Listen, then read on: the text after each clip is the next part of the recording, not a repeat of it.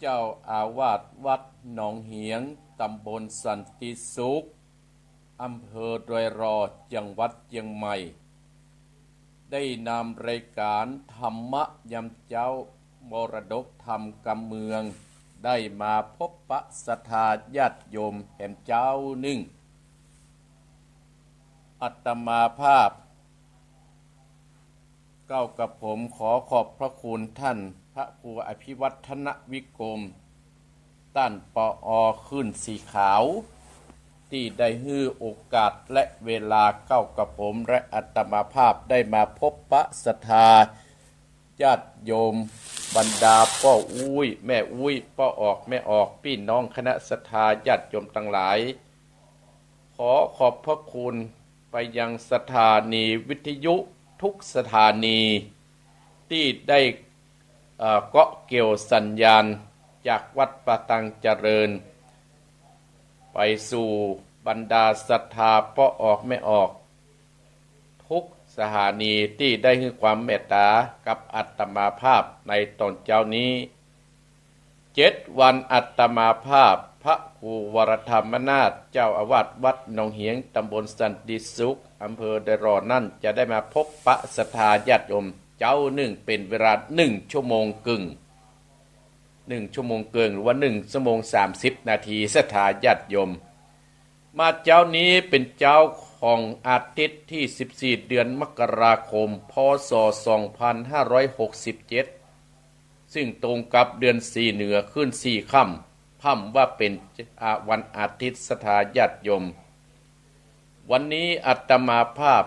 ก็จะได้มาอยู่กับศรัทธาญาติโยมตั้งแต่เวลานี้ถึงเวลา6 โมงเมื่อเจ้าศรัทธาญาติโยมเอาละมาแล้วเพื่อบ่ให้เสียเวลาโอกาสที่ศรัทธาญาติโยมบรรดาพ่ออุ้ยแม่อุ้ยพ่อออกแม่ออกพี่น้องคณะศรัทธาญาติโยมจะได้เข้าไปไหว้พระพุทธเจ้าเข้าไปไหว้พระธรรมเจ้าเข้าไปไหว้พระสังฆเจ้าเพื่อเป็นมงคลที่รับที่นอนที่อยู่ที่อาศัยเปิดไว้ในตุบกาดก็จะเป็นมงคลกับตุบกาดเปิดไว้กลางหอกลางเฮือนก็จะเป็นมงคลกับบ้านกับจองเปิดไว้ในรถในรางก็จะเป็นมงคลกับ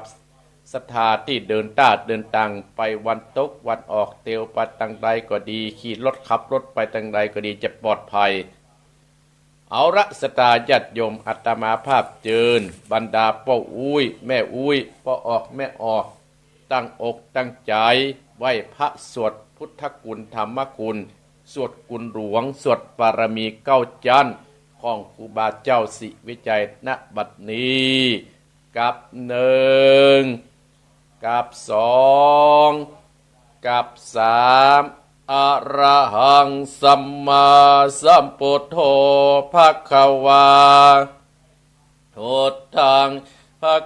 วันตังอภิวาเทมิกับสวะคาโตภควตาธัมโมธัมมังนามัสสามิกับสุปฏิปันโน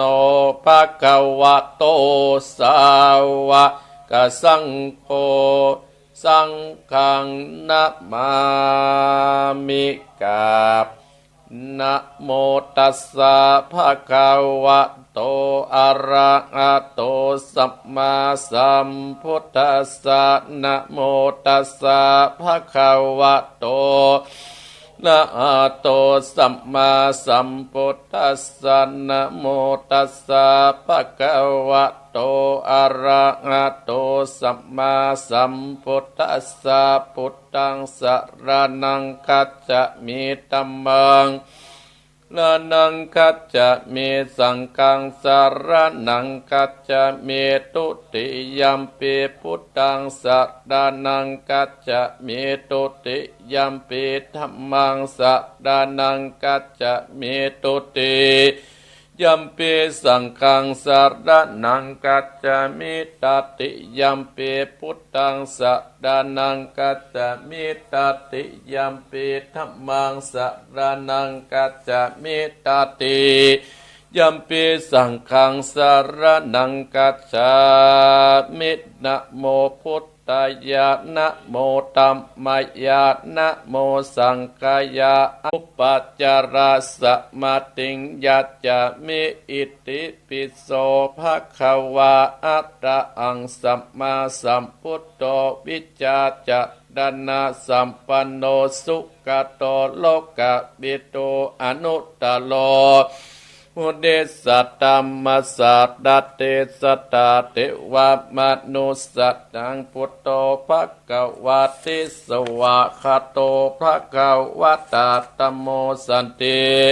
ทิโกอาการิโกเอปัจจิโกโอปันนะยิโกปัจจัตตังเวทิตาโปวินโยเอเตสุปฏิปันโนภะคะวะโตสาวกสังโฆอุชุปฏิโนภะคะวะโตสาวกสังโฆยายาปฏิปันโนภะคะวะโตสาวกสังโฆสามิจิปฏิปันโนภะคะวะโตสาวกสังโฆยะติตังจัตตาเตปุติสะโยกานิอัตตาปุติสะปุคราเอสะภะคะวะโตสาวกสังโฆอาอุตนโยปะอุตนโยทักขิตนโยอัญชาเดกระดิโยอนุตตรังบุญญาเขตังโลกัสสติอัตติอิมัสสมิงกะเยเกสะตุมานากาตันตาตะโจงมังสังมหาโรอาจิอาจิมิจังวะกังอัตตยังยักกัดนางกิโรมะกังปิอากังปัปปะสังอันตังอันตะคุตนางอุตตติยังกัดเตนสามเป็นอันเสพมางอุปโปโรอิตังเสโทเมโตอัสสุวาจาเข่งโกสิงกานิการะสิกามุตตังมัตตะเกมัตตะลุงกันติตวัตติงสักการังอะยังอันตะปะโวอานิจจังตุกังอนัตตาอสุจิอสุปังอิมังกัมมัตตดังพุนตัตตะโวติอาจิรังวัตตะยังกายโยปัตตะวิงอาทิเสสติสุตโตอเปตตะวิญญาโตติตัตตังวากะดิงกะลังปัตตะวิตาโตอโปตะโตเตโจตัตโตวายโยตัตโตโตปะกันโตเวตนากันโตสัญญากันโตสังการะกันโตวิญญาณกันโตปัจจกันตาอัจจตาปะอิตาสังการะอนิจจาทุกขาอนัตตาวิปาตินาตัมมาอนิจจาวัตตสังขราอุปาตวยะธรรมิโนอุปจิตวานิโรสันติเตสังอุปัสสโมสุโกตนามาตุปังอนิจจันตยเตนานิจจังวัตตานิปัตตังนักมาตุปังตุกังตยเตนาสุกังวัตตานิปนังนัมะตุปังอนัตตาอาสารกัตเตนาสรังวัตตานิปัตตานัมะตุปังอนิจจังนัมะตุปังทุกขังนัมะโลปังอนัตตานิจังวัตตานิปนังสุขังวัตตานิปนังสรังวัตตานิปนังปัตตมังสุขังสาธุภะปัญญาปัตตมีสามทิฏฐัสสาธุภะปัญญาปัตตมีวัดแวดล้อมบิติยะปัตตมีอ้อมร้อมระวังดีศีระปัตตมีบังออกดาบเมตตาปารมีภัพเปตังปืนตานะปัตตมีเป็นปืนตั้งต่ออุเบกขาปัตตมีก็เป็นเวียงสัจจะปัตตมีเวทระวังดีเป็นไม่เต้าขันติปัตตมีกายเป็นออกดาบบังนาไม้และปืนไฟ อธิษฐานะปัตตามีปะปะไปจุแองแข่งแข่งแรงแรงปับหมู่บางปีสังไปเปตทุกตะเวทนางทอตานีอัศจรรย์เสือเหมือนปันอยู่กว้างน้ำนาตีกว้างต่อกว้างแตกตีฟองนานองนานอเป็นเขาตอกดอกไม้มาปูจาพระเก่นตายสัตตานพระพุทธังเลยจงมาไผ่โพดอนุญาตโพดผู้กาเตะดีแม่โทษดตีออกมาติดมวยผมอยู่ข้างถาดจังไรขัดขางาซับป่นดินป่นดำนาทีลงพาไผ่ก็หับตับเต้าพะยามานเอาอาปุนกัวกับยกมือต้นหัวใส่กาผู้กานี้ชื่อว่าเป็นลูกศิษย์พระพุทธเจ้าตนมีบุญสมปานอันมากพระพุทธเจ้ายิ่งตั้งพระปัญญาปัตตมีไว้เก้าจานตั้งไว้ตั้งหน้ากอดได้เก้าจานตั้งไว้ตั้งหลังกอดได้เก้าจานตั้งแต่หัวถึงตีนกอดได้เก้าจานตั้งแต่ตีนถึงหัวกอดได้เก้าจานเส้นว่า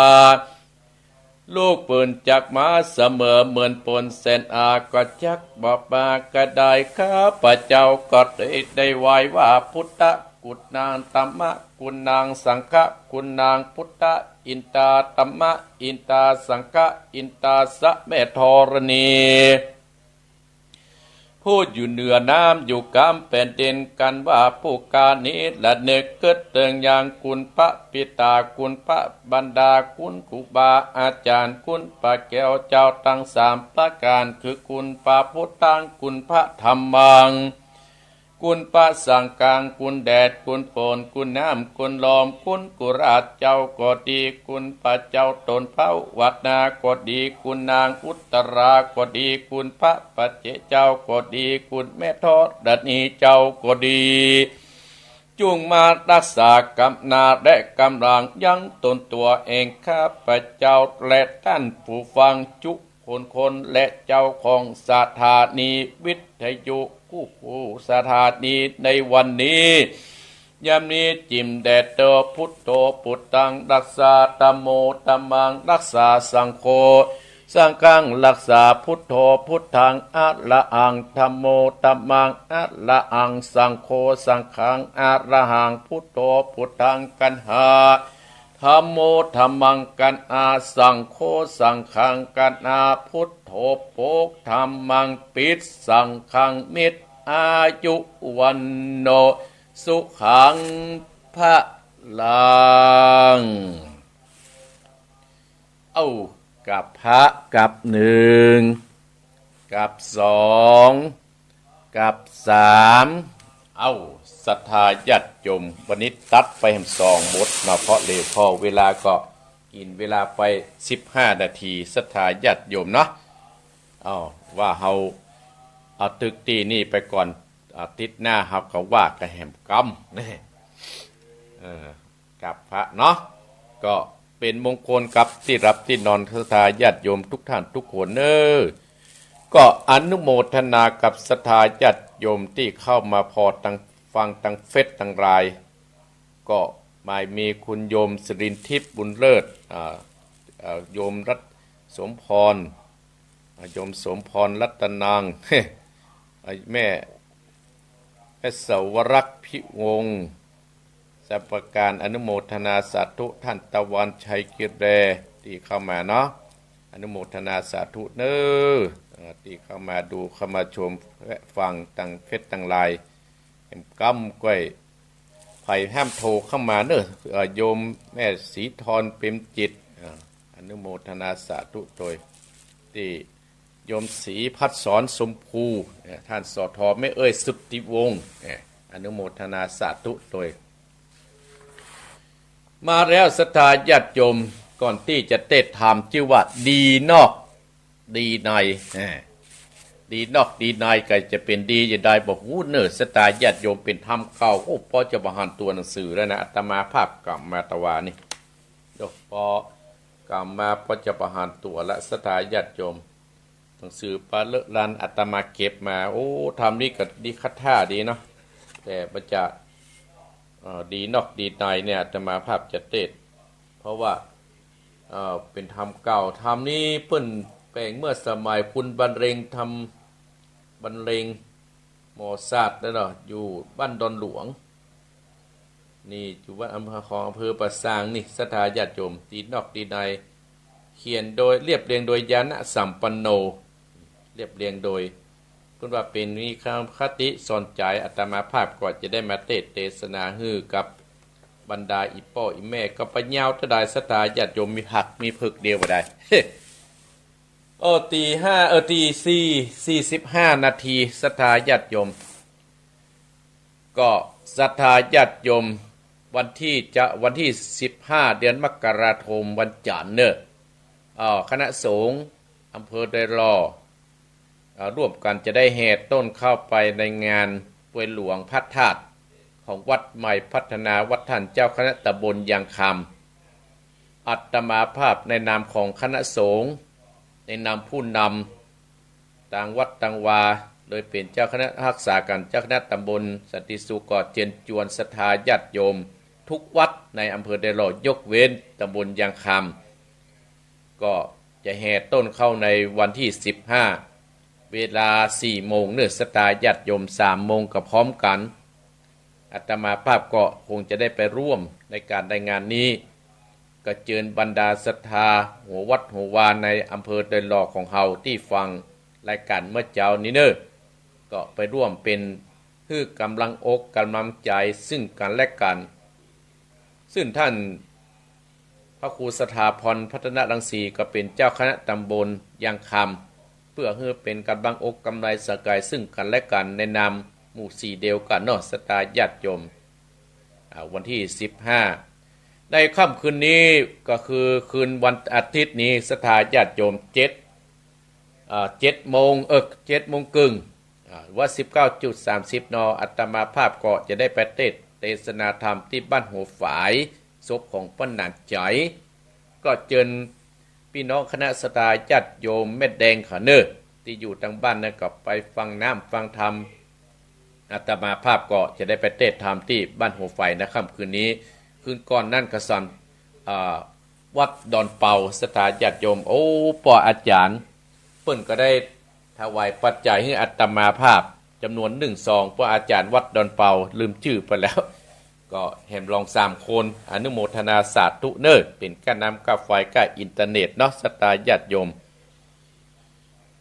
มาแล้วสถาญาติโยมเพื่อบ่ให้เสียเวลาจะได้ธรรมะคือกับสถาญาติโยมเป็นการตอบสนองพระคุณของสถาญาติโยมที่ได้เคยสนับสนุนวัดหนองเหียงมาโดยตลอดโยมมนัสปินตาโยมจันทากองมูลเนอะที่เข้ามาปัญหาที่เฮาเข้าใจยากนั่นสถาญาติโยมคนเฮาเกิดมาแล้วมีปัญหาการกู้โคนปัญหาบางอันก็เข้าใจง่ายบางอันก็เข้าใจยากแต่ปัญหาที่อาตมาภาพจักนำมามาจากฮือสถาญาติโยมนี่เป็นปัญหาที่เฮาน่ะเข้าใจยากมีอยู่7 ประการปัญหาที่เข้าใจยากมี7 ประการซึ่งองค์สมเด็จพระสัมมาสัมพุทธเจ้าของเฮาเนี่ยได้ตรัสไว้ว่าปัญหาเนี่ยมันมี7 อย่างที่คนมันเข้าใจยากต่างคนก็เข้าใจไปต่างๆนั้นนะเนี่ยถ้าเป็นภาษาบ้านเฮาสถาญาติโยมมีอย่างพ้องพระพุทธเจ้าเฮาได้ตรัสว่ามีอยู่7 ประการอาตมาภาพก็ย่อมาฮือสตาตามเวลาสิ่งที่คมที่สุดในโลก2ระยะทางที่ใกล้ที่สุดในตัวเรา3สิ่งที่ใหญ่ที่สุดในโลก4อะไรที่หนักที่สุดในโลกพระพุทธเจ้าเขาพุทธถามนี่ปัญหาที่เข้าใจยากอย่างที่เบาที่สุดในโลกอะไรที่ใกล้ตัวเรามากที่สุดเนี่ยสถานอย่างที่ใกล้ตัวเฮาที่สุดเนี่ยข้อสุดท้ายง่ายที่สุดในโลก ง่ายที่สุดในโลกเนี่ยว่าเป็นปัญหาที่เข้าใจยากเหล่ามันนะซึ่งองค์สมเด็จพระสัมมาสัมพุทธเจ้าของเฮาได้ตรัสว่าสิ่งที่คมที่สุดในโลกคนเฮาทั้งหลายก็จะตอบกันจะบอกกันว่าคนเฮาสิ่งที่คมที่สุดในโลกก็คือมีดก็คือมุยนะกะ คือมีดคือมือคนที่สุดในโลกก็องค์สมเด็จพระสัมมาสัมพุทธเจ้าเฮาแต่ตัดว่าโอ้มันบัดจ้อยหรอกถ้าเป็นพระเจ้ามันบัดจ้อยแล้วป้อออกแต่องค์สมเด็จพระสัมมาสัมพุทธเจ้าเฮาตัดตอบว่าสิ่งที่คมที่สุดในโลกคืออย่างคือกรรมอู้ของมนุษย์คนเฮาเพราะว่าด้วยการกรรมอู้ของมนุษย์คนเฮาเนี่ยชอบใส่ร้ายคนอื่นป้ายสีคนอื่นดีกับคำอู้บดีก็คือกรรมอู้ของมนุษย์คนเฮาตั้งหลายคนเฮาเนี่ยจะเสียหายก็เพราะว่ากรรมอู้เนี่ยอีพ่ออีแม่บรรดาศรัทธาญาติโยมบรรดาพ่ออุ้ยแม่อุ้ยพ่อออกแม่ออกจะหารว่าผู้คนที่เป็นคนดีก็เสียเพราะคำอู้ของคนโดยอู้เอาม่วนปากม่วนคอถ้าตามภาษาบ้านเฮานะศรัทธาญาติโยมใครอู้อย่างใดอู้ตามอำเภอใจบันนึกถึงว่ามันจะแตกก่อบัดแตกก่อขอได้อู้มันม่วนปากม่วนคอเนี่ยตั้งหลายบ้านเมืองเฮานี่เนี่ยจะลุจะโล่มก็เพราะว่ากรรมอู้ของคนเฮาของอู้ของมนุษย์คนเฮาเนี่ย กรรมอู้ของมนุษย์คนเฮาเนี่ยเพราะฉะนั้นเฮาในนามของขึ้นสีขาวในนามของผู้ที่ฟังรายการมรดกธรรมกำเมืองเวลาเฮาจะอู้จะจ๋ากับลูกกับเต้ากับคนครอบครัวกับคนใกล้ตัวไกลตัวก็ดีอีพ่ออีแม่คงจะได้ยินโอ้ประเชื่อแล้วทุกเจ้าประเดี๋ยวสมัยประเดี๋ยวเนี่ยศรัทธาญาติโยมแต่ว่าก็เล่นไฮโลแต่ว่าก็กินเหล้ากันเนี่ยแต่เป็นกำอู้แต่เฮาเนี่ยได้หูเฮาเนี่ยได้หานเตื้อบ้านเหนือบ้านใต้เป็นอย่างอันอย่างอี้เฮาเนี่ยได้หูไม่ได้หานทุกเจ้าวันนั้นทุกเจ้าวันนี้เพราะฉะนั้นเฮาต้องใจสติปัญญาหมู่เฮาจะไปอ่อนไหวง่ายเตื้ออาตมาเขามาอู้อาตมาภาพยังบ่เชื่อแต่อาตมาภาพจะฟังเตื้อ บางเรื่องมันก็มีแต่บางเรื่องมันก็ไม่มีแต่นะสตาญาติโยม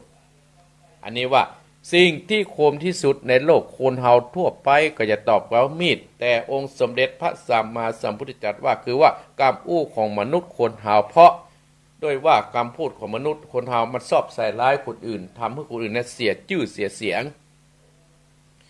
สองระยะทางที่ใกล้ที่สุดจากตัวเฮานั่นคืออะไรอย่างคนทั่วไปก็จะตอบว่าห่วงอากาศดวงไกลที่สุดก็คืออันอย่างที่สุดไกลที่สุดก็คือคนทั้งหลายบอกว่าห่วงอากาศดวงอาทิตย์นี่ก็ต้นอันนี้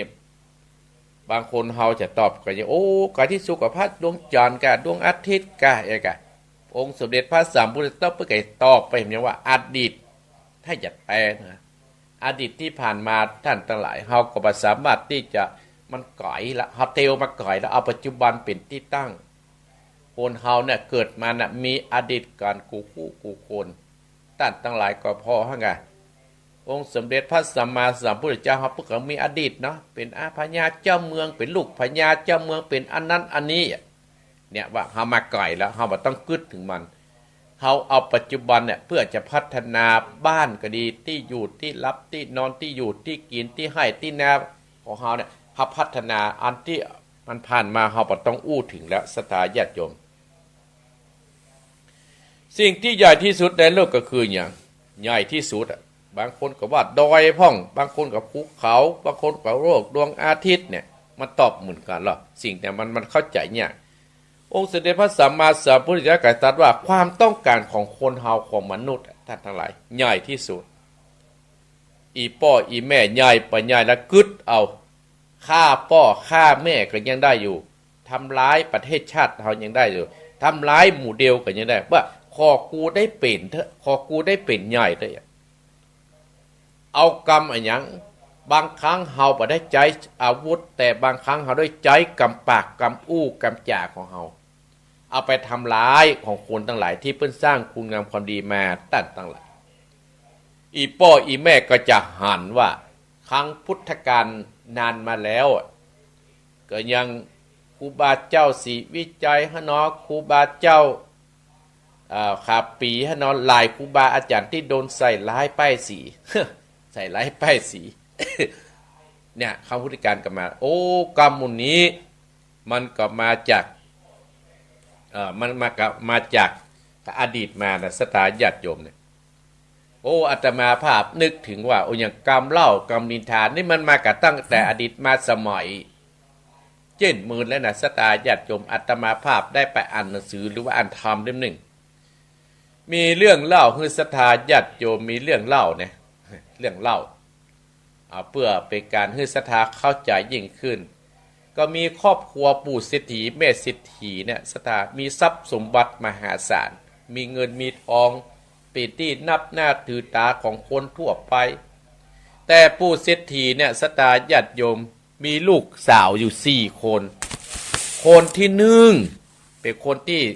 ชอบกินนะชอบกินจุกกินจิกชอบกินคนที่สองชอบขี้ลักลักเล็กขโมยน้อยคนที่สามมากด้วยกรรมคุณคนที่สี่ขี้เหล้าขี้เหล้าว่าขี้จุเนี่ยขี้เหล้าลูกของปู่เศรษฐีเนี่ยท่านทั้งหลายเป็นนิสัยใจคอเหมือนกันสักคนอีป้ออีแม่ลังพอนะว่าคนเฮาเนี่ยนะพ่อแม่เดียวกันนิสัยเหมือนกันเหมือนกับปู่เศรษฐีเนี่ยปู่เศรษฐีกับแม่เศรษฐีเปิ้ลมีเงินทองทรัพย์สมบัติมหาศาลเลยมหาศาลแต่ลูกเต้าของเปิ้ลเนี่ยมาเอาทานศรัทธาญาติโยมมาเอาทานหรือว่ามาเอากรรมเนี่ยบ้านเฮาว่าคนที่หนึ่งเป็นคนไม่ยิงคนที่หนึ่งชอบกินจุกกินจิกกินมาหูจักอิ่มไปเอี่ยวบ้านผายไปบ้านศพบ้านสักกะกินติ๊กๆอ่ะมาเก่งใจคนอื่นบ่าวไว้คนว่าคนนั้นจะได้กินกับคนนี้ไม่ได้กินไงประสนแถมคนเนี่ยไปจังใดบ่ได้ต้องลักทุกอย่างไปในสวนกับลักของในสวนไปที่บ้านศพบ้านสักกะอย่าลักหันลักนี่มดมันชอบทุกที่แล้วแถมคนนั้นชอบมากด้วยการมาคุณป้อเศรษฐีแม่เศรษฐีจำหน้าลูกเขยปอบบ่ได้3 วันกับเปลี่ยน7 วันกับเปลี่ยนไปอยู่หันสตาญาติโยมแอมคนน่ะขี้เหล้าชอบมุสาชอบจุป้อจุแม่จุบ้านจุเมืองเปิ้นพิษเปิ้นเถียงกันกำมามีแปลงใส่กำมายามากับแปลงเอาเนี่ยต้านทั้งหลายป้อเศรษฐีเป็นคนที่แม่เศรษฐีเป็นคนจากบ้านเปิ้นนับหน้าถือนะก็จนอายว่าโอ้กูไปไหนแล้วสูแม่สิว่าโอ้ข้าก็บ่ไปไหนแล้วสูอายคือลูกเต้า4 คนมาเอาแน่เอาทานเฮาไปหันเปิ้นก็เล่าแม่นี่เปิ้นก็เล่าเหมือนปู่เศรษฐีแม่สิก็เลยบ่ไปกันไหนกันแต่ปู่เศรษฐีแม่เศรษฐีก็คือจะว่าโอ้อันนี้มากันลูกอันนี้มันกันนี้เฮาก็เลยว่าโอ้ศึกษา2 คนผัวเมียกับปรึกษากันว่าเอาอย่างอี้บ่สูเฮาเอาบุญเป็นที่ตั้งแม่ตั้งบุญให้เหมาะสตาญาติโยมก็เลยออกอุบายยับ4 สาวเนี่ยปัดติดแปรไหลล่องน้ำไปสตาญาติโยมเนี่ยบ่ฮู้จะเอาขว้างที่ไหนจะฆ่าตายก็กลัวเป็นบาปก็เลยใช้วิธีว่าเอาบุญเป็นที่ตั้งยับ4 สาวลูกสาวที่อาศัยใส่มาเหมือนกันไหลไปตามแม่น้ำมัดติดแปรไปแปรก็เอาแม่น้ำกับปัดแปรไปไกลเสร็จเจ้นหูเจ้นตาพ่อแม่เปิดกระจุกเอาบุญเป็นที่ตั้งเถอะเฮ้ยสุดท้าย4 คนเนี่ยยังบ่ถึงที่คาดก็ไปในขนาดในกลางทะเลน่ะก็มีโจรสลัดอยู่หั่นกับไปหารไม่ยิง4 คนเนี่ยโดนวัดแปรไหลล่องมาก็เกิดความอินดูสงสารว่าเฮาอยากช่วยมนุษย์เมืองคนเฮามาก่อนละโจรมันก็ใจดีแล้วท่านทั้งหลายก็เลยมันยืนสังเกตเพราะว่าโจรมันสร้างสังเกตสังกาแหละเนี่ยมันใช้ปัญญาตั้งตลาดโจรก็มีปัญญาสร้างสังเกตสังกาจับเลิกจับดูว่าเนี่ยจะไปป้นทำปริญจับเลิกจับดูเหรออย่างเงี้ยอย่างเงี้ยก็เลยจับพอโอ้ไม่ยิง4 คนนี่แบบใจย่อยๆเลยโจรโจรน่ะหัวหน้าโจรสลัดก็เลยว่ายับเอาไม่ยิง4 คนน่ะขึ้นมาไว้บนเหือและก็พอลักพอนิสัยใจคอโจรหัวหน้าโจรก็เลยแก้เพื่อก็พยายามแก้แล้วท่านทั้งหลายเอาบุญปิดที่ตั้งหรอไอ้คนที่ชอบกินจุกกินจิกนั่นหัวหน้าโจรก็ส่งไปเป็นแม่ครัวเนี่ยกินเลี้ยงลูกน้องโจรหมดคนเฮาถ้าไปหารของกินนั่นนักมันกับขยะละคนที่มันคิดลักหัวหน้าโจรก็ส่งไปเฝ้าทรัพย์สมบัติของมหาโจรที่เป็นทรัพย์ที่เป็นหลักมาหารเงินทองมันกับลักละโจรคนที่3นั้นว่ามีหญิงเนี่ยมันชอบมากจูหลายผัวแล้วก็เลยยับเอามาเป็นภรรยาของหัวหน้าโจรแล้วก็ประกาศภัยมาแตะ ไม่ยิงฆ่าได้ตายแน่คนตั้งหลายก็กลัวแล้วตั้งหลายส่วนคนที่สี่ที่ขี้เหล้าขี้จุนะขึ้นมาอยู่ในเหือนโอ้ลูกน้องพิษเทียงกันมาสามารถช่วยเหลือได้ก็เลยสั่งลูกน้องว่าเอ้ยมัดเอาไม่ยิงขี้เหล้าเนี่ยมาอยู่นี่มันยุ่งบ้านยุ่งเมืองมัดให้มันไหลไปตั้งแต่ไหลไปตามน้ำเพราะ ไหลไปตามน้ำในขนาดนั้นไม่ยิงคนขี้เหล้าขี้อู้ลูกเศรษฐีเนี่ยก็ยังบะถึงคาดตายก็ขนาดนั้นก็มีพญานกอินทรีสองปูเมียนกอินทรีสองปูเมียเป็นฮักกันละตั้งแต่หลายก็บินมาอู้จาเหมือนผัวไม่เมียเหมือนกับคนนกสมัยก่อนมันอู้ได้ปรึกษาหารือกันเนี่ยบินมาปึ๊บกับไปหันใส่ไม่ยิงเนี่ยที่อยู่ในแปลกลางทะเลกึดว่าจะช่วยเอาชีวิตเอาบุญตั้งหลายเพื่อจะได้เกิดมาเป็นมนุษย์คนเฮาก็เลยเชาะไม้มาไม่ยิงคุณเตเชือกแล้วก็คืนนี้คืนนี้ห้วยขึ้นไปเพื่อจะไปส่งที่บนบกด้านต่างหลายไม่ยิงคนนี้นิสัยก็ยังบัดทิ้งบอกกว้างแต่จะตายลำปอมก็โอ้ได้โอกาสกับห้วยตะเปิบไปหานกตัวแม่บอกว่าแม่นกฮู้ก็ว่าผัวเจ้าเนี่ยมันเจ้าชู้จะตายแม่นกกับป้อนกกับเปิ้นเป็นคนมีสติเคยอยู่ด้วยกันแม่นกก็โอ้มันบ่มีฮัเชื่อมันกันฮัเชื่อผัวฆ่ากันแล้วไปย่อมปอกกับห้วยประกันเนิบไปหานกตัวปูเห็นปะไปจุนกตั้งแต่หลายจุคนมาแล้วมาจุนกเหรอจุมาสุดท้ายตั้งแต่หลายจะป้นบกจะป้นแม่น้ำลำปามโอ้ตั้งแต่หลายแม่นางนี่บ่รอดตายแต่อบุญปิดที่จ้างพดนกพิษถูกกันสองนกผู้เมียเนี่ยพิษถูกกันไล่ซับกันไม่ยิงคนนั้นตกตั้งแต่บนฟ้าลงมาหัวบุ๊บตายที่ต้านน้ำใกล้วัดที่หันสถาญาติโยมทั้งหลายตูเจ้าตูลุงพ้นออกมาโอ้ไม่ยิงนี่มันตายอย่างที่นี่เกิดว่าจะมีความเมตตาก็เลยเอานางเนี่ยไปเผาแล้วเผาขนาดจนเสี่ยงดุนเสี่ยงหลัวปนักนะสตาญาติโยมเผาเท่าใดก็ว่ามาไม้เสี่ยงท้ายก็เหลือก้าหัวกะโหลกก็เลยเอาหัวกะโหลกแม่นางคนนี้มาวัดแต่สมัยก่อนมันมีกระถางรูปหรอกตูเจ้าในวัดเพิ่นสวดแต่ก่อนได้เข้ากันล่องแต่หัวกะโหลกนางนี่มาโอ้ตูเจ้าพาหน่อยพิษถูกกันสดกับมาเข้ากันไว้โกตีโกตังลุงปู่ตู้ลุงเนี่ยก็เลยใจขึ้นเอากระดูกไปกว้างหัวกะโหลกไปกว้างเนี่ยมันก็ได้อยู่ในวัดแต่วานละตั้งตลาดขนาดนั้นตายไปแล้ววิญญาณยังยุ่งไปเนี่ยเป็นคนกับยุ่งขนาดเป็นวิญตายไปแล้วนึกว่าจะได้ไปเกิดอย่าไปยุ่งตู้เจ้ายุ่งหัวหน้าโจรทำเด้อที่แก้ไขไปได้ท้ายนักการมีสองหนุ่มฮักกันสองเกอก็ฮักกันบ่เคยพิษบ่เคยเดียงกับป้ากันมาต้มเหล้าก็เซาะหาก้นเศร้าไปหินตั้งตลาดปะเขาได้ไปงมจามได้หัวกะโหลกแดงเด็กเอามาเป็นก้นเศร้าดังไฟวิญญาณนางก็เข้าไปสิงในเหล้าที่เขาต้มมาโป๊ะโตสองเกอเนี่ยบ่เคยพิษบ่เคยเถียงกันพิษเถียงตี้ก่อนมันใกล้วัดละตุลุงกับมาพอโอ้ง่มพอกุนเศร้าว่ากูว่าเป็นเพราะอันอย่างเพราะว่าหัวกะโหลกแม่นางนี่เลยเนี่ยตั้งตลาดตุเจ้าก็เลยเก็บหัวกะโหลกนั่นมาไปต่ำแล้วแฟดแล้วแฟเอาไปปล่อยบนหัวน้ำคนเฮาสมัยตะก่อนไปอาบน้ำเหมืองเราไปจะอาบน้ำในห้องน้ำอี้เหรอน้ำบ่ออี้เหรออาบน้ำเหมืองไม่ยิงกับเล่นพอใจกับเล่นกับปวดโทษบางคนก็ได้กินเศษน้ำของไม่ยิงขี้เหล้าไม่ยิงขี้ดินทาไม่ยิงกินนักให้น้อยพอใจกินน้อยให้น้อยคนขี้เหล้าเกิดขึ้นเต็มบ้านเต็มเมืองแต่พอใจกับขี้เหล้าก็มีแสดงว่าพอใจเล่นน้ำเหมืองแต่ก่อนไม่ยิงกินนักกับเหล้าคนนั้นพังเหล้าคนนี้ถึงปัจจุบันเนี่ยท่านต่างหลายเนี่ยว่าอันอย่างที่ว่านี้ที่สุดก็คือว่าคนตอบว่าเนี่ยความต้องการของคนเฮาเนี่ยสิ่งที่สุดสิ่งที่ใหญ่ที่สุดในโลกก็คือความต้องการของคนเฮาเนี่ยมีความต้องการมันนักหนาป่าป้านถ้ามีสติปัญญาองค์สมเด็จพระพุทธเจ้าเฮาพระหนึ่งตรัสว่าเฮานั้นมีสติเฮามีปัญญาถ้าปัจจัยถึงกาลเวลามันก็ถึงปัจจัยของเฮาตั้งหลายสิ่งที่เฮาจะได้นั้นมันก็จะมาคนเดียวมันตามครูบาอาจารย์เพิ่นได้สอนไว้อันอย่างที่หนักที่สุดในโลกคนทั่วไปก็ตอบว่าใบหินใบแห่จัง แต่องค์สมเด็จพระสัมมาสัมพุทธเจ้าคือความมั่นสัญญาว่าสัญญาว่าจะแปลงหั่นว่าสัญญาว่าจะทำหั่นตั้งแต่ไรแต่ที่เขาเนี่ยทำมาได้ท้ายที่สุดครับก็เสียไปอันอย่างที่เบาที่สุดในโลกคนทั่วไปกับต่อไฟลมฟูน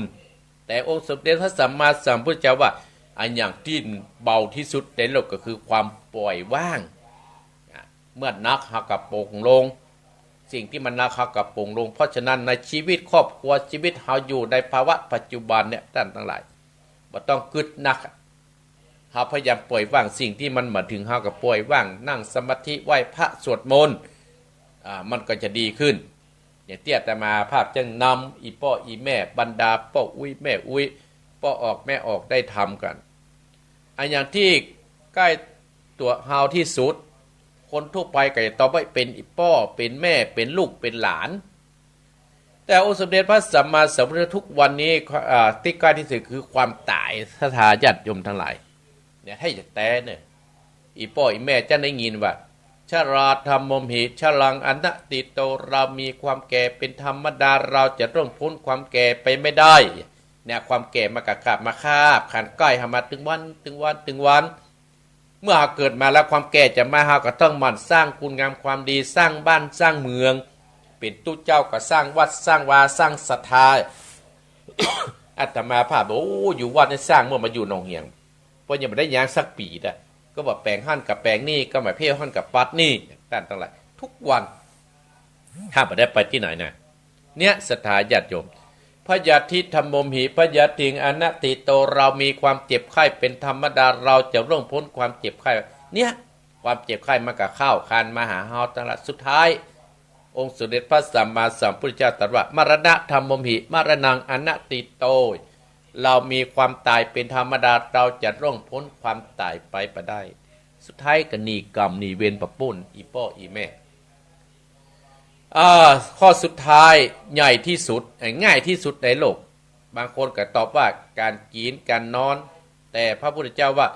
ตอบว่าเฮาร่วมกันแบ่งปันธรรมะซึ่งกันและกันและให้กำลังใจซึ่งกันและกันศรัทธาญาติโยมเนี่ยอันยังง่ายที่สุดบางคนว่าเฮากินเฮานอนดีกว่า สบายง่ายแต่พระพุทธเจ้าว่าเฮาร่วมแบ่งปันธรรมะซึ่งกันและกันและให้กำลังใจซึ่งกันและกันอย่างที่อาตมาภาพบอกวันพูกเฮาก็ไปให้กำลังใจครูบาอาจารย์แต่ละวัดแต่ละวาเฮาก็ไปช่วยกันไปแห่แห่แต่ต้นอันนี้วัดบารามกมิติศรัทธาญาติโยม มิติยะอันนี้อาตมาภาพก็ได้ โอ้มาเนอะ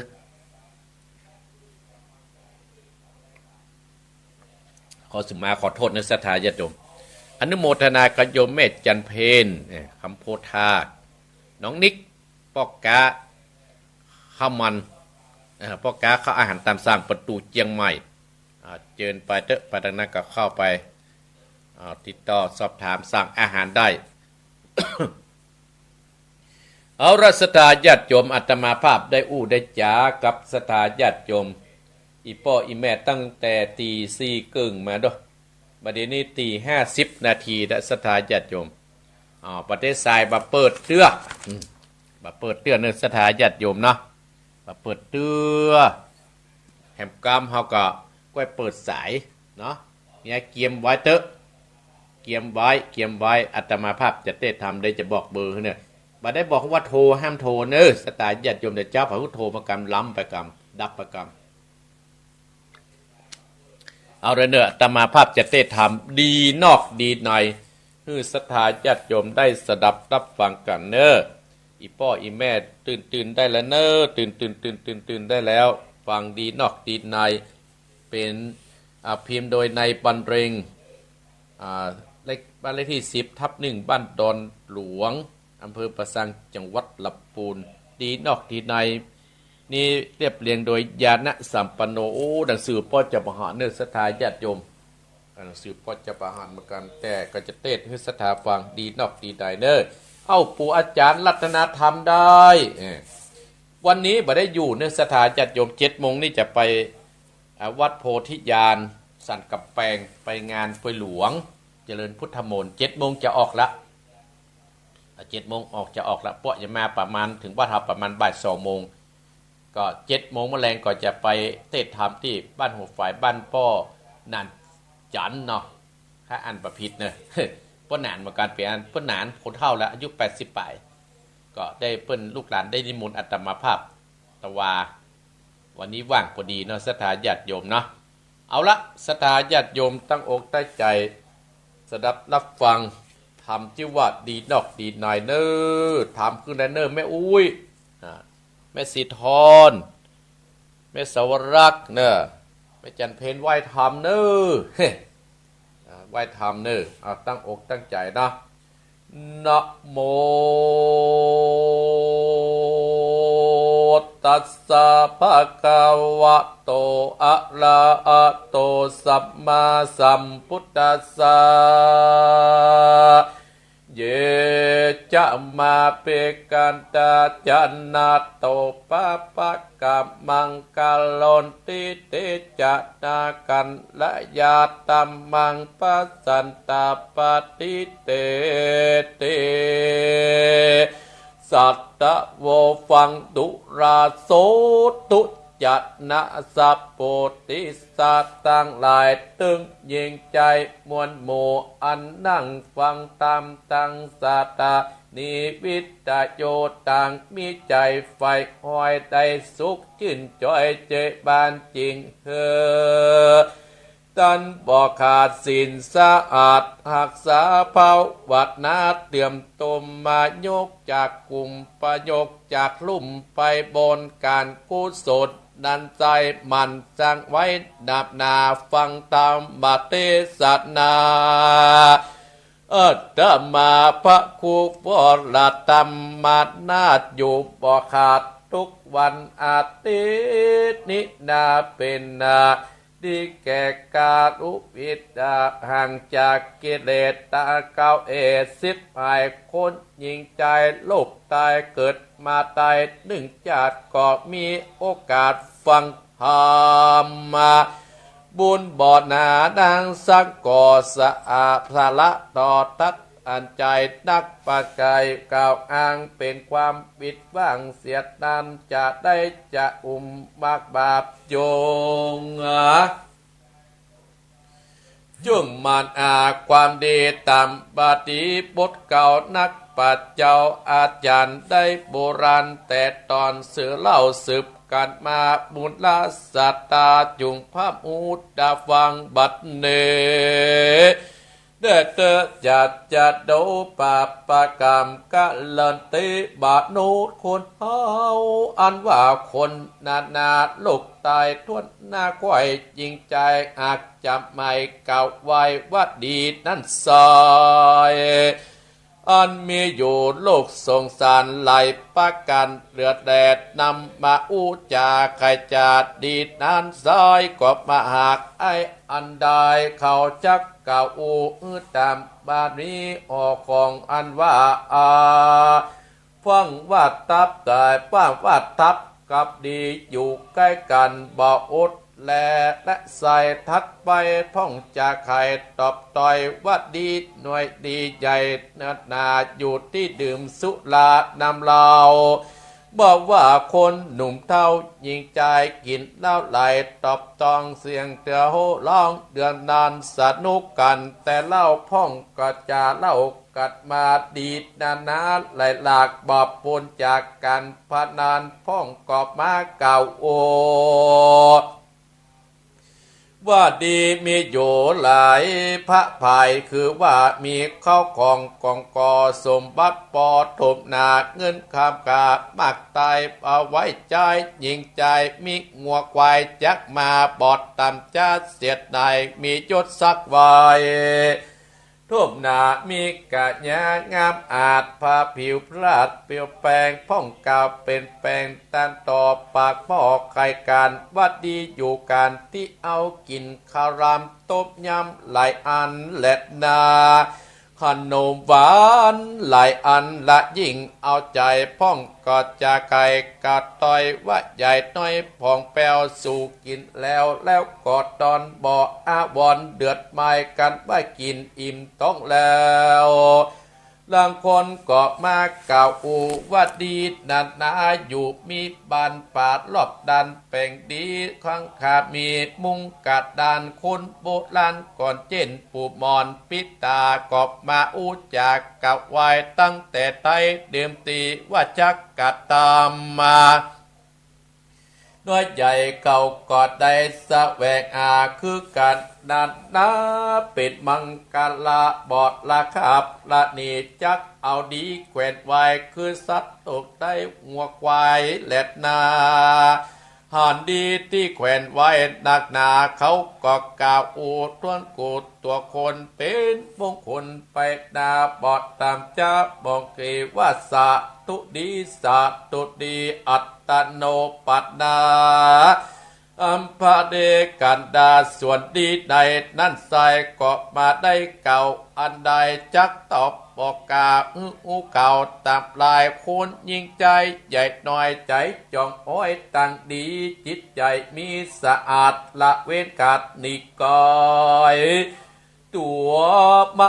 นาภัยมกใหม่จักบอดใดติดสามลำดับนั้นใส่ก็คือราคะตัวการโห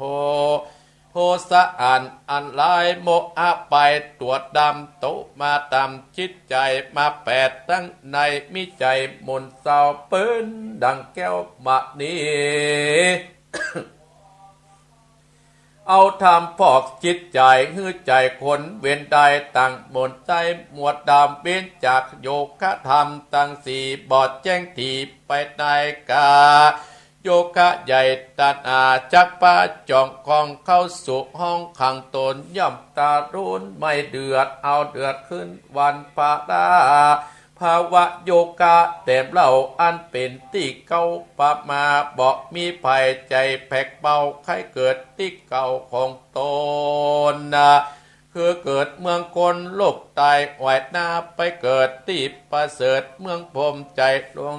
สะอาดบอดอากาศและนิพพานทิตาโยคะเอาอาจคืดขาดไฟผ่านและตาดน้อยใหญ่มีใจกระเตินหาภาวัดนาแปกเป่าดิดเก่ากองตำอ่านว่ากรรมและบาปอันกะหยาบตาโลนนะภายก่อสะอาดต้อมตายบาปกรรมนันดีแลกูนะพ่อแม่บอกมีเขายินดีจินโซสันนึกอยู่กับตนจริงไปปันนันจะไหวหน้ามาเกิดเอากำเนิดเป็นคนนะบุญกุศลนันใสบอกอ่อนได้จักหานส่วนสวรรค์นันโสดนรกใหญ่เกิงกีเป็นกรรมดีแต่ก่อนเจนปูมอนปิตาใครการเล่ามัดดันแต่ตายพอให้คนใดไปเกิดที่ประเสริฐเมืองสวรรค์นะสเปสัตตาหมวนมากการตายจากเมืองคนจำเอาตนไปเกิดกำเนิดไปปันปะปันปิกมาเกิดมาโลกาภัยบ่เกิดดังอันปัดกาวจีเป็นสัตว์นิดและนาอยู่นายยามนั้นนะกับมีคนวาดลายตอบใส่แตนกาศีลธรรมนั้นใส่อดเหียนกายเป็นขันติและนาพวกแม่สัตว์ท่านตั้งหลายสัตว์น้อยใหญ่ตั้งหลายเตี้ยงจากมวยมังกาจากถือว่าจ้างงัวควายข้ายิงใจตั้งหลายย่อมจักไปเจียนจากกันสารพัดอันนี้และนาจากไปในจินญาติสมลมปากเอวแรงตาเปาะแดงนั่นใจไผ่บอดตานส่วนวัดดีใดนั่นใจไผ่มีไว้กับตนเป็นมงคลล้ำเลิศป่าเกิดสวัสดีจากสุขสีชื่นจอยบอดตามก้อยมองปานจนแจ็คอันตัวลายลักบอดใดนับนาแม้นว่าตกน้ำบ่อลายตกไฟบ่มาจากบ่ได้จดเจือไปทางเหนือและวันตก บ่ปุกและบ่ทุกน้ำและทุกเตือนตั้มกุงหาจักจิ้นจอยดีลีย้อนว่าเฮามีดีใดบางเอาและตาส่วนบุญไปนั่นจางปอตอมเที่ยงบ่ทรงปัจเจยบานบับตัวอ่านไผ่ได้กระทำสังไว้จักไปสู่นรกและนาคุณยิงใจตั้งหลายไผ่ได้สร้างบาทไว้สันใดก็จักได้สะเบยบอกกัดบอกกัดเลยไปนาจักตำจาบองกีย้อนบาปมีปังก่อนมาไล่ตอนต่อตามจากสู่หุกนำไล่หลากย้อนว่าบุญอากปะมากุศลก็วายตกถอยไหลบทดีจักเว้นนีเสร็จว่าลูกเกิดมานึ่งจาติอย่าได้ขาดสินธรรมอย่าใจดำแหลดได้ขาสัตว์อิงอ้อยแหลดนามัวปอดะมวนตั้งสามจิตใจกามลามเดิดป่าเกิดสวดสัตดีไก่วัจจะดีผ่องแผ้วหายแล้วประมาณสุขสำราญจัดนี้และไปเกิดเมืองสวรรค์พระหลัดบุญตันแก่กาเต็มอ้อยหน้าไปสู่แก้วกุดเนตรหลับปานขอบมุลศรัทธาท่านต่างหลายเฮ้ยที่ฟังตามมดละดกธรรมกับเมืองในเจ้าของวันอาทิตย์จะได้จำแจงแต่ตนทิศสืบส้นตุยมาเอาพระธรรมเทศนาดีนิสัยหมดใส่ดีไปในปองแปวเป็นตั้งแก้วใสสีส่วนดีไปนอกเป็นดีหมอกกาญาเกิดเป็นคนรุ่มตายจุงได้วิตว่าแปลงใจงามชื่นจอยตามบาดถ้อยกำตามตั้งมัวดำมาอยากข้ากายเป่งปังมันจ้างป้าวันตัวเก่าขันเศร้าบองขีบดได้ดีเบียดไว้เอาไว้ใจกับตนเป็นขวดเตียวตายเป็นหาวขวดเตียวตายพ้นจากโลกสงสารถึงนิพพานสุดซอยต่างวัดดับนาตั้งสัตตาหนุ่มเจ้าแดดเตอนิติตังเกาะบางคมโซเลสเดชเอาละสตาญาติโยมตี 5:25 นาทีตี 5:25 นาทีและศรัทธาญาติโยมอีพ่ออีแม่บรรดาศรัทธาพ่ออุ้ยแม่อุ้ยโอ้อนุโมทนากับโยมแจ่มจันทร์สีร้อมบ้านส้มปล่อยอาตมาปับได้ไปร่วมในงานเอาเข้ากับที่ผ่านมาอนุโมทนาโดยการบอกบุญโดยโยมแจ่มจันทร์สีร้อมได้บอกบุญอาตมาภาพก่อนไปร่วมทำบุญโยมยืดพินหอมมาราอนุโมทนาสาธุอยู่ในตัวเมืองเชียงใหม่อีพ่ออีแม่เปิ้นก็ติดตามตัวอาตมาภาพนำธรรมคำสอนเป็นธรรมสอนเป็นธรรมสั้นศรัทธาญาติโยมตัวสีนิ้วศรัทธาญาติโยมอาตมาเท่ากับเหมือนเท่าแก่กับเหมือนแก่แล้วเนอะประเดี๋ยวนะเริ่มนี่แหละศรัทธาญาติโยมแต่ก่อนนี้อยู่2 ชั่วโมงได้เลยนะศรัทธาญาติโยมไปได้ปิ้นไปปิ้นมาเลยอาตมาภาพก็ได้อู้จาศรัทธาญาติโยมเต็ดน้ำเต็ดธรรมเป็นเวลา1 ชั่วโมงละห่างให้มาประมาณครึ่งชั่วโมงนี้ก็จะได้อู้ได้จากับศรัทธาญาติโยมตักตายปลาใสอีพ่ออีแม่ลองสังเกตได้ว่าวันเวลามันล่วงเลยไปเหมือนใส่น้ำนะเหมือนใส่ลมใส่น้ำศรัทธาญาติโยมเหมือนใส่ลมใส่น้ำประเดี๋ยวในวันที่14ละศรัทธาญาติโยมขึ้นต้นปีพศ2567เนี่ยเดือนมกราเนี่ยขึ้นมาละ14 กว่าวันแล้วหมู่เฮาตั้นต่างหลายเฮาลองพิจารณาตัวเฮาศรัทธาญาติโยมว่าเฮา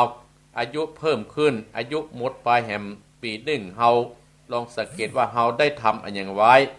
เฮาได้สร้างความเจริญทั้งภายนอกและภายในก่อเฮาได้ทำอย่างไว้หรือว่า59ปีที่แล้วก็จะอีปีนี้ก็จะอีโอ้โทรมาแล้วฮะศรัทธาญาติโยมได้บอกเธอเลยนะรับไหนเนาะเจริญพรท่านพระพุทธเจ้าไม่ไล่ฟังอยู่เนอะไม่ไล่ฟังอยู่กะอนุโมทนาสาธุเนอะเจ้าภาษาเนอะจะไม่ได้ปีใหม่เนอะเช่นเดียวกันไม่ไล่เนอะเวียงเป่าเนาะเอากับภาษาเจ้าเป็นกำลังใจเนอะท่านพระพุทธเจ้าขอบคุณเนอะไม่ไล่เนอะเอาภาษาเจ้า จะเดินปอนอันนี้เม็ดลายอู้ถึงที่ไหนสถานลืมไปละ เม็ดลายมาสวัสดีปีใหม่เบียงป้าเพื่อมาโทรเมินละสถานญาติโยมเนาะอู้ถึงว่าคนเฮาเนี่ยสังขารเกาะหมดไปเสี่ยงไปทำเป็นว่าดีนอกดีในเฮาจะดีแบบไหนดีตั้งนอกก็ดีกายาหน้าตามุสใสเนี่ยถ้าดีตั้งในนะดีที่ถาวรนะสถานญาติโยมดีที่ถาวรมากคืออย่างใดคือดีทางด้านจิตใจสถานญาติโยมดีทางด้านจิตใจโอ้ยังได้บอกเนี่ยจุบดับแล้วเอ้าเขากระโทเอ้าจะเริญปอนโอ้บันเม็ดจอมป้อนแนนยังพ่อสุทนครับพ่อสุทนเมินแน่เนี่ยมาหันได้ยินมาเนี่ยมาได้ถูกเมินนะครับท่านอาจารย์แนวเนาะอาจารย์นี่แนวครับฟังตั้งกี่โมงมาฟังตีห้ามาครับฟังแต่ตีห้ามาสวัสดีปีใหม่นะครับเจนเดียวก่อนเนอะพ่อสุทนเนอะยินดีเนอะยินดี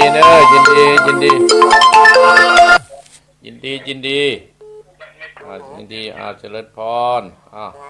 จะไปโทรเข้าเครื่องใหญ่เนอะแม่น้ำรัดน่ะเจริญพรเจ้าอาจารย์เจ้าแม่ยังแม่แดงนะแม่แดงเมื่อคืนนี้ปะกันนะแม่เจ้าเนี่ยแต่ว่าเนี่ยแม่ก็เดียวอาจารย์บอกอันเบอร์โทรหลังแม่เลยเนี่ยที่แม่เปลี่ยนทีมมันแล้วโทรศัพท์ใหม่แล้วก็เอาทีมนั้นออกเนี่ยก็เดียวเมื่อคืนแป๊บก่อนแม่จะเอาซองแทกกันกันน้ำกับไฟเนอะอาจารย์เบิกได้เนอะเนี่ยอาจารย์จดเบอร์โทรนะมันอยู่ในแม่ก็บอกเบอร์แม่จะเอาซองได้หนึ่งเนอะเนี่ยเมื่อแป๊บก่อนเนี่ยที่บ้านนั้นโซ่นะพวกหนักจ่อยเนอะพวกหนักจ่อยกันพวกหนักจ่อยเนี่ยอาจารย์จดเบอร์หลังไม้มือแม่ก็เลยแม่เปลี่ยนทีมใหม่เลยแม่เอาได้แม่จะเอาซองหักกันนะป้าไฟแล้วก็อาจารย์เอาเบอร์โทรให้แม่ก็เนอะได้อนุโมทนาแม่เนอะสวัสดีครับแต่ว่าไม่โทรนะอาจารย์มันมีเบอร์โทรหลังไม้โทรเบอร์โทรอันนี้มันเหมือนมาตีเหรออาจารย์มันเป็นอย่างเนอะเนี่ยมันจะไปลืมเนอะจดมาเลยเนอะบ่ลืมเนอะใส่ถุงยามาตัวนั้นไม่ได้เจริญพรไม่แดงเอ้าไม่แดงไข่กีบแม่ที่น้ำรัดฟังโทรเข้าเครื่องใหญ่เนี่ยเข้ามือถือกับ0828857225นี่เนอะใครจะโทรอู้จับ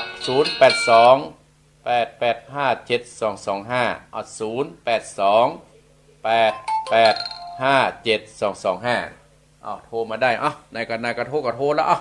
แค่โทรล้ำมามาแล้วเจริญพรรีบตอบรีบโกยรีบถอรีบพายตลาดตะวายสายบัวจันเน่านมัสการเจ้าท่านพระครูเจ้าว่าเจริญพรแม่ยังจันโสมณีจ้าแม่จันโสมฟังแต่เจ้ามาแล้วเนาะเจ้าฟังทำแล้วเลยเจ้าดีแล้วเนี่ยโมทนาเนอะท่านพระครูเจ้าว่าคือกำลังใจนะเจ้านมัสการเจ้าเจริญพรแม่จันโสมมาบวยไปบวยอนุโมทนาสาธุสายต่อไปเจริญพรเจ้าท่านพระครูเจ้าแม่ยังแม่นิดเจ้าแม่นิดว่าจะได้แม่นิดปุ่งน้องยินดีเนอะฟังสถานีวิทยุนะแม่เนาะเจ้าฟังวิทยุเจ้ายินดีเนอะวันดีปีใหม่มาเจ้าเช่นเดียวกันเจริญพรเจริญพรเช่นเดียวกันเนอะเจริญพรสายต่อไปเจริญพรแม่นิดผ่านไปเจ้าภาษาเจ้าพระอาจารย์แม่ยังแม่ติดสมัยเจ้ามาตั้งแม่ค่ะตำบลปูนจะพูดกับเพื่อนน้องจัดจังหวัดลำปางเจ้าลำปางนั่นไม่สมัยเนาะแล้วแม่ฟังได้เดือนต้นเลยดีจังเนาะยินดีนะแม่เนอะเราแม่แต่ใครได้เนี่ยแต่ได้เป็ดได้ไร้ของอาจารย์นะเจ้าอาตมากับแป้งประจ่าง แป้งประจ่างเท่าแล้วเนี่ยนะแม่จะได้ยินประจ่างไปโอ้แม่ยังไม่เคยได้แก่เนาะก็เดี๋ยวโอ้แบบตันเปิดนี่นะเจ้ายินดีแม่เนอะบุญรักษาอาตมากับแป้งประจ่างแม่พี่สมอยเนาะเจริญพรเจ้ากับพระสาเจ้าท่านพระครูแม่สุเกียวศิลปพรศิเตียแม่ห้องละปูนเด้อ ได้ไหวพระฟังธรรมกระทำพระครูแต่เจ้ามาแล้วเด้อชัดเจนดีเด้อเจ้าท่านพระครู ยิน ขอปีใหม่ได้ขึ้นมาได้จะได้เกินเดือนแล้ว ขอให้ท่านพระครูมีสุขภาพสมบูรณ์แข็งแรงเด้อเจ้าเด้อ ยินดีเนอะ เจ้าแก็บไว้สาเด้อท่านพระครู จะ จัดตู้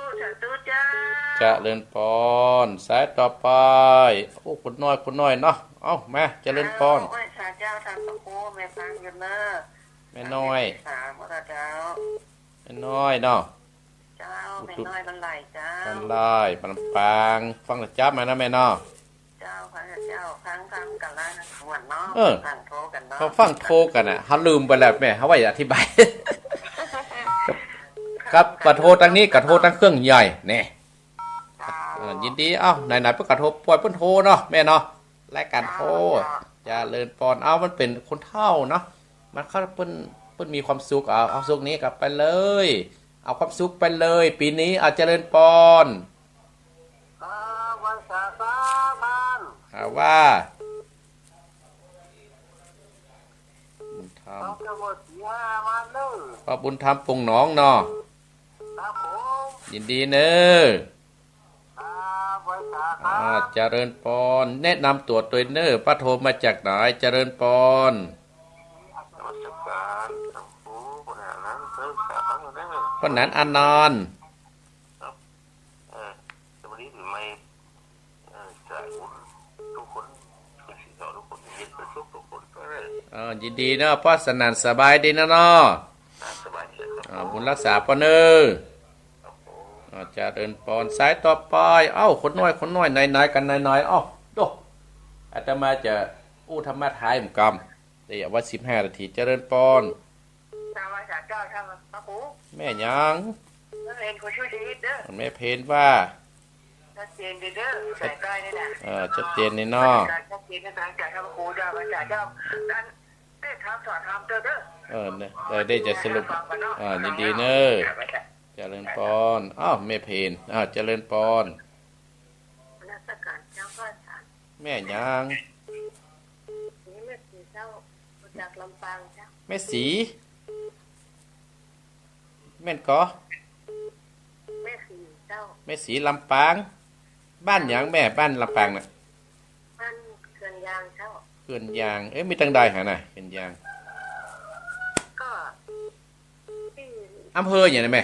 อำเภออย่าง เมืองเจ้า อำเภอเมืองอ๋ออนุโมทนาแม่ฟังมือแล้วเนาะ ฟังเจ้าแต่ฟังถ้าจารย์ได้อยู่มาเรื่องอยู่มาทั้ง ยินดีเนอะติดหน้ามาบัดทิศหมอเนอะแม่เนอะ เจ้าเจ้าแม่พันสิตอนที่ไปเดี๋ยวลูกไปไหลน้ำเจ้า อ๋อดีละ เจ้า รักษาเนอะ แม่ต้องไปงานเจ้า เจริญพรสายต่อไปเนาะสายต่อไปเจริญพรเอาดับไปละ0828857225โอ้เวลาเหลือนักสถาญาติโยมเร็วพอเนี่ยโอ้ยังมีคนโทรเนี่ย977เดือดเจริญพร ไปหาเจ้าค่ะ ว่า เจ้า แม่อมร เจ้าแม่และเจ้าแม่ฟังอยู่วันนี้ได้ฟังธรรมท่าน ฟังธรรมเนาะโดยข้าง เจ้า บุญรักษาแม่เนอร์ เจ้ามุทัสสาตะโกเหมือนกันเจ้า เจริญพรในแม่เนอร์ เจ้าไว้ เจริญพรสายต่อไปเจริญพรโทรแต่โทรว่าว่า พระครูฟังเนอร์เสียงโคม แสนพรมแม่สุทัศน์ สุทัศน์อนุโมทนาเนอแม่เนอร์ เจ้าสาธุท่าน เจริญพรเพิ่นโทรมาเจริญพรอีกกับคนน้อย สาธุพระครู ว่าป้อนนั้นป้อนน้อยบุญปราณว่าจะได้วันนี้ เจ้าท่านออกวันนี้ก็ฟังมาตลอดเลยท่าน ดีแล้วเนอะ กำลังใจนะท่านเนอ เจริญพร ไว้สา เจริญพรมาติ๊กเจริญพร อาจารย์เจ้าท่านครูแม่อุ้ยฟังอยู่นะเจ้า นี่วิอินลำปะมีวิอินเสมิง เจ้าจะมองหนาวมาเจ้า โอ้ห่มผ้าฟังลูกเด้อ ลูกแล้วลูกแล้ว ลูกไปไหนอย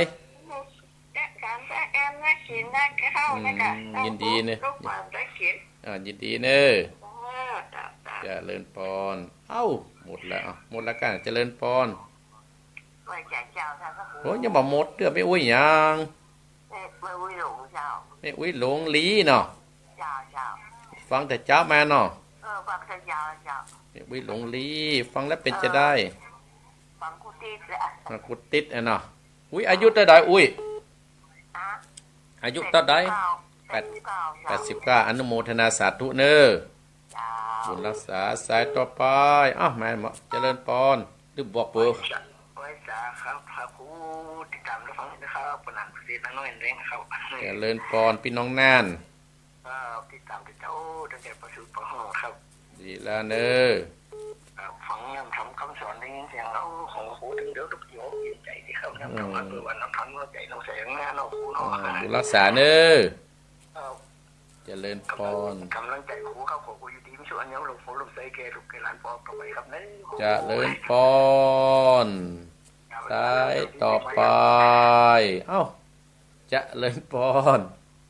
มาเสิร์ฟเจ้า ว่าแม่บัวเขียว เจ้าแล้วพระครู ว่า คณะเสถาท่านพระครูเนี่ยมาบดได้ดีค่ะทำมาบดแล้วตื้นเนี่ย น่ากะ เนาะ มาบอกว่าจะปิดสายกับปากกาปิดเนี่ยเดี๋ยวมาทิกติกะ กะลาฟ้าอยู่นะลาฟ้าหมดอยู่เนาะ ก็น่ากะยินดีแม่บัวเขียวเนอ เจ้านั่นค่ะเจ้า เจริญพรเอ้าก็ได้แต่มาจะอู้ทำแม่หน่อยเนอได้หยับเจริญพร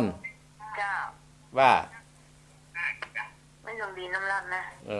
ว่าจะได้ ท่านพระครู ว่า โทรโปรเนี่ยมันแบบตีตะกี้โทรเขาเที่ยงใหญ่เจ้า นั่นบัดได้ห้ามโทรนะ มันจะดับเพิ่นห้ามโทรเครื่องใหญ่ มันจังดับ ต้องโทรเครื่องนี้ อันนี้ไม่ต้องดีน้ำรัดเด้อ ดีเข้าใจ โอเค เจริญพรเนอแม่เนอ สาราตัวเจ้า ฟังเอาเจริญพรแม่มอน ไม่สาเจ้าท่านพระครูเจ้า บ้า โอ้ไม่จากแม่บอกว่าห้าตำบลคือความดีนะเจ้าไม่ได้แก้มงคลนะเจ้าฟังอยู่เลยเจ้า แม่ไข่แก้วพวงคำ วงค พวงคำฟังลูกกี่โมงก็ ำ ห้า ทำไม่ได้3 โมงมาแล้วเจ้า อ๋อดีเนอ เจ้าแค่หน้าตัวเจ้า บุญรักษาเนอ เจ้า เอ้า สวัสดีปีใหม่เจ้า เช่นเดียวกันจบจบแล้วคะแนนมาได้บอกเบอร์กับโทร18 19สาวแม่มฮะเขาจอมแล้วเนี่ยเจริญพรว่าเจริญพร ไม่สาเจ้า แม่หยัง ที่ แม่อุ้ย เขียด แม่อุ้ยทิพย์สันประเคนแม่อุ้ยทิพย์สันประเคนว่าจะได้อุ้ย ฟังจุดทุกติดนะเจ้า ฟังอยู่ทุกทิศแสดงว่าอุ้ยฟังเฮาตลอดเนาะจำเบอร์เนาะ เจ้า ผาจดเบอร์ไว้เฮ้อ คนเดียวเจ้า โอ้เก่งเนี่ยตื่นแล้วอีกอุ้ยตื่นแล้วกับอุ้ยทิพย์ เจ้า อ๋อตื่นแล้วฟังไปไหนจะฟังไปไหน ฟังไปไหนเจ้า ฟังแล้วเป็นจะได้อุ้ยทิพย์แหละ ฟังแล้วมันใจดิ ม่วนใจดิ ใจดิ ถ้ามาสักทิศนี่เป็นจะได้อุ้ยเงาก็ถ้ามาสักทิศนี่แหละ แต่ต้องทำมันคิดเนี่ย ดีเนอ เจ้า แม่นี่บอกเอามาเจริญพรเอาสายบุญมาเจริญพร ฟังดูด้วยเจ้า แม่อุ้ยยัง เปิดสีไรตลาดได้สะเก็ดเจ้า โอ้แม่ศรีวิไลเจ้าเก่าพูดติดตามดีแม่ศรีวิไล ฟังมาเจ้าฟังดูเจ้า ยินดีนะแม่เนอยินดีเจริญพรแม่มาเจริญพร ไม่สาเจ้า แม่หยัง ผู้ขโมยสวรรค์เขาไม่วางเจ้า โอ้ไม่สวรรค์ไม่ไหล เจ้าก่อนกระดองนะเจ้า โอ้ไม่ไหลวันนั้นไปใกล้โดนเป่าฮะเนี่ยไม่ไหล พูดไม่ได้แบบนี้เจ้า อ๋อวันเมื่อคืนนี้อย่าไปหัวฝายเนี่ยคืนนี้เนี่ย ก็ฝาย หัวฝาย ศพคุณเท่านะยินดีนะแม่เนอ เจ้า รัก เจ้า เจริญปอนให้จบแล้วเอาอาตมาภาพจะอู้ธรรมะแล้วเนอตึกไหนตึกเบาฮะ อาตมากับผมว่าจะปิดสายศรัทธาญาติโยมจะได้นะแต่เป็นความสุขของศรัทธาอาตมาภาพก็มีความสุขไปอย่างติด7 วันอาตมามาเรื่องเนาะก็มีแม่ไรเวียงปรับเป้าป้อสุทนลีโอ้ป้อสุทนนี่ก็ป่วยมาเมินแล้วนะแล้วก็แม่แดงหัวฝายแม่แดงมื้อนึงจะเกียมไปเข้าไปหาเนอะแม่แดงจะเขียนตัวล้วงน่ะแม่นี่มันเจริญปอนอาจารย์ยอดว่าเอาวันที่อาจารย์เสร็จแล้วก็มาเสร็จหัวไฟนึกมึนนะอาจารย์ที่ว่ามีนางขี่นางแล้วนั่นไม่อาจารย์เด้อที่อันเด้อเอามาอู้วัดหัวไฟเขาเด้อตลอดน้องหัวไฟได้ยินนะเจริญปอนได้แม่เด้อแม่แดงเอาทำอย่างย่างหันเอาทำนี่อีกเอาทำกับทำไม่แดงอันนี้เป็นกรรมยังไม่แดงมันเป็นทำเรื่องกรรมไทยกรรมมันเนาะคนทำมีกรรมกันกูโคนนี่มีกรรมกูโคนศรัทธาญาติโยมดอกแม่จีรพันธ์โมป้อหันนิกรอินตาเข้ามาละแม่สุกแก้วเประกัญญาก็ได้ตักตายมาแม่นิดปุ่งหนองแม่พิษสมัยลำปางแม่สุกแก้วสีเตี้ยแม่น้อยปานไร่ลำปางพ่อบุญธรรมปุ่งหนองพ่ออาณาและนานๆขณะนั้นนะแม่เพนตาจางแม่สีลำปางแม่อมรธาโดข้างเจริญปอนว่าพายแม่น้อยบ้านตะโทกตำบลตรงฝ่ายเมืองลำปางจ้าแม่น้อยว่าจะได้เข้าใจดีจ้าเข้าใจดีแม่น้อยอยู่บ้านนี่ก็แม่อยู่บ้านตาโทกเจ้าตาโทกลำปางเจ้าตาโทกบุญวาดเจ้าฟังบุญยวาดแม่ฟังแล้วเป็นจะได้ถามคุณเท่านี่หันรับนี่นะแล้วเข้าใจดีแล้วก็ไม่ใจดีได้ยินเสียงคำแม่ฟังอาตมาเมินแล้วกะฟังมาหลายติดแล้วเจ้าหลายติดถ้าวันติดนี่มันม่วนดีกะเป็นคนแจกคนเท่าเลยนะอุ้ยเนาะสวัสดีปีใหม่นะจ้ายินดีเนอะอุ้ยเนอะยินดียินดีเจริญปอนได้ไหมเนอะแม่อายุ79แล้ว79อนุโมทนา100 ซาวนะแม่เนอะเจ้าฉันเนอะจะเลินปอนอาตมาเข้าเป็นคนใจของคนแก่วัยรุ่นเหลือน้อยเนาะศรัทธาญาติโยมเนาะมาบอกแล้วว่าคนนั้นโทรมาคนนักจำปะแปะละศรัทธาญาติโยมอาตมาถ้าจะอู้ธรรมะดีก้ายังค้าเห็นน้อยเดียวอยู่เพราะฉะนั้นบรรดาศรัทธาญาติโยมต้องโทรแล้วเนอะแม่อุ้ยเนอะฟังเอาเนาะแม่อุ้ยคนเก่งตั้งหลายฟังเอาเนอะอาตมาภาพจะอู้ธรรมะก่อนอาจจะอู้ธรรมะแล้วก็จะเชิญชวนศรัทธาญาติโยมไปร่วมบุญร่วมกุศลวันที่28เพื่อกับวัดปุ้นลำปางเนี่ยเจ้าคณะอำเภอวังเหนือเนอะวัดสถิตกันเนาะที่ท่านมหาชนชาติอยู่ศรัทธาญาติโยมเพิ่นมีงานเนอะวันนี้เพิ่นปูตัวนอนเนี่ยศรัทธาก็ไปร่วมบุญตามเจตนาของไปของมันส่วนวัดหนองเหียงนี่แห่เมื่ออยู่ศรัทธาญาติโยมอาตมาภาพก็ขอบคุณศรัทธาบรรดาพ่ออุ้ยแม่อุ้ยพ่อออกไม่ออกพี่น้องคณะศรัทธาญาติโยมเฮาทั้งหลายที่ได้กินได้ทานเรื่องหัวกำลังอกกำลังใจซึ่งกันและกันมาโดยตลอดโดยเฉพาะวัดหนองเหียงอีพ่ออีแม่ก็ให้ความเมตตาจะวัดหนองเหียงมาโดยตลอดอาตมาภาพก็ขอบพระคุณศรัทธาญาติโยมทุกท่านทุกคนโดยวันพรุ่งนี้นะศรัทธาญาติโยมเวลา3 โมงบ่าย3 โมงก็จะพร้อมกัน4 โมงเพื่อก็จะหัวตาลเข้าที่วัดใหม่พัฒนาวัดเจ้าคณะตำบลยางคามโดยคณะสงฆ์ตามที่ท่านเลขาท่านพระครูพิวัฒนวิกรมได้ประกาศได้มาบอกคืออาตมาภาพก็เชิญชวนคณะสงฆ์เฮาทุกท่านเอาไปร่วมกันเนาะศรัทธาญาติโยมเนาะอาตมาภาพก็จะไปเหมือนกันศรัทธาในนามของผู้นำคนหนึ่งศรัทธาญาติโยมเฮาล่วงเลยมาจาก การที่ขึ้นต้นปีใหม่มา14วันและสตาญาติโยมอีพ่ออีแม่ก็ผ่านอุปสรรคมานักหนาปาปั้นผ่านร้อนผ่านหนาวมาอาตมาภาพก็ผ่านมาพร้อมศรัทธาญาติโยมนะเพราะฉะนั้นอาตมาภาพก็จะศรัทธารักษาสุขภาพของเฮาธรรมะที่อาตมาภาพจะต่อท้ายศรัทธาญาติโยมนี่ของที่ล้ำค่าที่จะมอบให้แก่ศรัทธาในเดือนนี้ของที่จะล้ำค่าที่จะมอบให้แก่บรรดาท่านผู้ฟังทุกท่านที่โทรมาตะกี้เนอะห้ามโทรเลยเนอะอาตมาภาพปิดโทรศัพท์ดีกว่าเนาะของล้ำค่าที่มอบให้แก่ตัวเก่าศรัทธาญาติโยมคือมอบให้กับตัวเก่าคือแก่หมู่เฮาตั้งแต่หนึ่งสุขภาพที่ดี2พักผ่อนให้เพียงพอ3เรียนรู้พัฒนาตัวเอง4แวดล้อมด้วยผู้คนอยู่ด้วยความแวดล้อมด้วยผู้คนทั้งหลายผู้คนดี5ชื่นชมให้กำลังใจตัวเอง6ตั้งเป้าหมายในชีวิต ด้วยเอง7มีวินัยตัวเก่า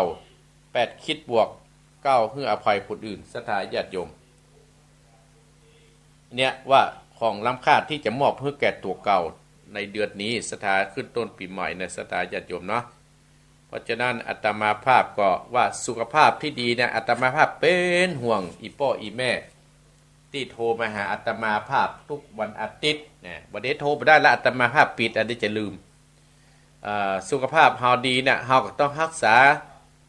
ทานที่สิ่งที่มันเป็นประโยชน์กับตัวเฮาสิ่งที่มันแบบเป็นประโยชน์ก็ต้องนี้แล้วอย่างทำที่ว่าดีนอกดีในเนี่ยถ้าดีแต่นอกดีแต่เปลือกเนี่ยศรัทธาญาติโยมต้นไม้มันยังดีต่างหน่อยดีในที่แก่นพุทธศรัทธาญาติโยมเวลาเราดูเปลือกมันถ้าโค่นลงมาป่มพวกที่กินหมดแต่แก่นไม่ปวกกินไม่ได้อันนี้ว่าดีต่างนอกดูนะมันงามแต่ต่างหน่อยมันซ้ำงามเก่าๆคือมันเป็นแก่นเป็นแก่ดีเพราะฉะนั้นสุขภาพเฮาที่ดีเนี่ยเฮามันดีตึงต่างนอกต่างในอย่าทำพุทธวาตะกี้เนี่ย2พักผ่อนให้เพียงพอศรัทธาญาติโยมการพักผ่อนเนี่ยเป็นเรื่องที่สำคัญขนาดเนอะการพักผ่อนที่เฮาเพียงพอเนี่ยศรัทธาญาติโยมทำให้ร่างกายเฮาสมบูรณ์เฮาก็จะอยู่กับลูกกับหลานไปแห่งเมืองสิ่งอันใดที่มันหนักด้วยความคิดเฮาก็ปรุงเฮาก็วางอย่างที่เพิ่นว่าตะกี้สิ่งที่นี่เฮาก็ต้องปรุงต้องวางที่มันหนักเฮาก็ต้องเอามาคิดหนัก3เรียนรู้พัฒนาตัวเองให้หนักอย่างอาตมาภาพว่าจะไปโทเนอร์เฮาก็เรียนรู้ฟังเอาการที่ดีตั้งที่ดีแล้วการพัฒนาตัวก่อนเฮาต้องฟังศรัทธาญาติโยมบรรดาอีพ่ออีแม่ท่านผู้ฟังของอาตมาภาพทุกท่านทุกคนที่โทรมาเนี่ยเฮาต้องฟังนักๆเมื่อเฮาฟังแล้วมันก็จะเกิดเป็นสติปัญญากับตัวของเฮาสิ่งที่มันเกิดปัญหาทุกวันเพราะเฮาฟังน้อยท่านทั้งหลายบ่จะฟังอู้ออกมาเฮาต้องฟังนักๆเพื่อมันเป็นประโยชน์กับครอบครัวเป็นประโยชน์กับตัวของเฮานี่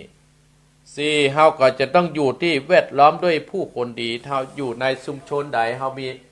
คนใดมีศีลธรรมชุมชนใดมีศีลธรรมเนี่ยนะหมู่เฮาตั้นตลอดรอบล้อมด้วยคนดีนั่นคืออย่างเฮากับหมู่บ้านนั้นจะต้องเป็นคนที่มีจิตใจอบอ้อมอารีต้องมีหลักธรรมอยู่ในประจำจิตประจำใจของเฮาโดยเฮาเป็นผู้รักผู้ใหญ่เฮาเป็นพ่ออุ้ยแม่อุ้ยเฮาต้องมีพรหมวิหารทั้ง4ก็คือเมตตากรุณามุทิตาและอุเบกขาเมตตาก็คือความสงสารความปราณีความที่นี่อุเบกขาก็คือความวางเฉยนะบัดนี้เรื่องของเฮาบ่ต้องไปสอดต้องไปดูแล้วเฮาจะบรรนักใจที่มันเป็นเรื่องของเฮาโดยท่านทั้งหลายท่านต้องลองเป็นผู้ที่มีเมตตา มุทิตาอุเบกเมตตากรุณามุทิตาเฮาต้องมีหลักธรรมอยู่ในใจเฮาเนี่ยเพื่อจะเป็นคุณธรรมของผู้สูงอายุคุณธรรมของหมู่เฮาตั้งตระอันนี้ผู้คนด้วยดีเฮาต้องมีศีลเฮาเมื่อเฮารับจากทุกเจ้าไปแล้วเฮาก็ต้องเอาไปใจเอาไปพฤติเป็นปฏิบัติเป็นแบบเป็นอย่างของเฮาบ้านเมืองของเฮามันเดือดร้อนอย่างที่อาตมาภาพว่ากำอู้ของคนเฮาเนี่ยทำคนเฮาเนี่ยเสียผู้เสียคนดีเสียกับคนทั้งหลายมานักเพาะกับอู้เฮามีสติ การที่เรามีสติกับเนื้อกับตัวเราตั้งสติดีๆนะศรัทธาญาติโยมงานนั้นก็จะเรียบร้อยไปเพราะฉะนั้นเราต้องมันภาวนาตั้งใจภาวนาตั้งใจทำอันนี้เป็นการภาวนาเป็นการทำเพื่อตัวเองเราจะได้สำเร็จในหน้าที่การงานต่อไปชื่นชมและให้กำลังใจตัวเก่าศรัทธาญาติโยมเราจะไปดูถูกตัวเก่าอีพ่ออีแม่เฮาของดีเฮามีในตัวเฮาพยายามสายให้มันนั้นเฮาจะพยายามเอาออกมาคนเฮาเนี่ยมีความดีในตัวเก่าผู้คนเมื่อสำเร็จแล้วก็ให้กำลังใจตัวเก่า ชื่นชมตัวเก่าฮะให้กำลังใจตัวเก่าตัวเองเนี่ยศรัทธาญาติโยมตั้งเป้าหมายในชีวิตของตัวเก่าตั้งเป้าหมายชีวิตในตัวเองคือว่าปีนี้เฮาจะเนี่ยอย่างอาตมาภาพอยู่หนองเหี่ยอาตมาภาพจะตั้งเป้าหมายเหรอศรัทธาญาติโยมอย่างวันนี้อาตมาภาพเคยอู้เคยจ่าเมื่อเดือนยี่เปงหรือว่าที่ผ่านมาว่าปีนี้จะเยอะอันนี้ที่นี่เด้อจะทำอันนี้ที่นี่เนี่ยแต่ถ้ามันบัดสำเร็จเฮาก็เฮาก็พยายามแต่เฮาจะสมหวังทุกอย่างนั้นมันก็ยากศรัทธาญาติโยมเฮาต้องมีวินัยตัวเก่าวินัยตัวเองวินัยตัวเองเฮาต้องฝึกตัวเก่าให้นักศรัทธาญาติโยมท่านทั้งหลายถ้าเฮาบ่ฝึกตัวเก่านะเฮาจะการสัตว์เดรัจฉานพอเอาอีลีกอีวออีลิงหั่นจ้างหั่นจ้างยังเตะฟุตบอลได้ขนาดจ้างเพื่อเอาไปลากไม้มันยังเตะฟุตบอลได้เล่นละครได้ละครลิงก็เล่นได้เพราะฉะนั้นเฮาจะถ้าเฮาทำบัดได้นะเฮาจัดการหมู่สัตว์เดรัจฉานสร้างวินัยให้ตัวเก่าแล้วคิดบวกคิดไปตั้งดีให้นักคิดไปตั้งดีให้นักและก็ให้อภัยคนอื่นอันสุดท้ายเนี่ยศรัทธาญาติโยมเพราะฉะนั้นอาตมาภาพได้นำของอังเลตอันน้อยเนี่ยติดหนึ่งกับมาพบปะศรัทธาญาติโยมบางครั้งก็ไม่ได้เปิดโทรศัพท์หรือศรัทธาก็จะมาโคดเนี่ยแต่อีพ่ออีแม่อาตมาฟังอาตมานี่นะคนที่โทรมานี่คือคนที่ฟังอาตมาภาพคนที่โทรมาคนที่ฟังอาตมาคนที่บ่โทรเนี่ยเพิ่นบ่คนที่บ่ฟังเพิ่นถึงบ่โทรมาหาอาตมาภาพจำเบอร์อาตมาภาพเน็ตขนาดอาตมาภาพสังเกตได้ว่าอย่าประเทศทำที่ฮะนี่คนเฒ่านะโทรมาหรอกเอาอุ้ยอยู่ที่ไหนอุ้ยอยู่ดอนเปาเนี่ยอุ้ยอยู่ที่ไหนอุ้ยอยู่หัวฟ้ายนี่มนท่านพระครูมาเทศทำนี่เนี่ยอย่าวันนั้นกับประเทศน่ะศพขานเนี่ยกับคนเฒ่าเนี่ยศรัทธาญาติโยมอาตมาภาพดีใจที่ได้เป็นกำลังอกกำลังใจให้คนเฒ่าคนแก่เป็นกำลังไปตั้งได้อย่างวันก่อนนั่นก็ไปเต็มหน้าธรรมะศรัทธาญาติโยมแต่เมื่อเขาไปแล้วอีพ่ออีแม่ขอความกรุณาเขาจะไปอู้แข่งทุเจ้าเนี่ย อู้แข่งทุเจ้าเนี่ยเป็นเรื่องนะศรัทธาญาติโยมลืมหมดอะเขาตั้งใจฟังและนำไปประพฤติปฏิบัตินำไปปฏิบัติแล้วก็จะเป็นแบบอย่างกับลูกกับหลานต่อไปอันนี้จะเป็นดีกับเฮาเนี่ยศรัทธาญาติโยมอาตมาภาพมาพบปะศรัทธาญาติโยมใจเวลา1 ชั่วโมงเกินไปตามที่อาตมาภาพใจเวลามาประเดี๋ยวนี้เวลาก็ใกล้จะหมดจะเสี่ยงและศรัทธาญาติโยมข้างแห่ม6 นาทีนี่ที่พอในนาฬิกานี่นะขอโทษขอสุมาศรัทธาเนี่ยที่อาตมาภาพปิดโทรศัพท์แล้วก็บ่เพิ่นเปิดสายมีคนเขียนว่ามันฟังปิดอย่างนั้นถ้าบ่ครู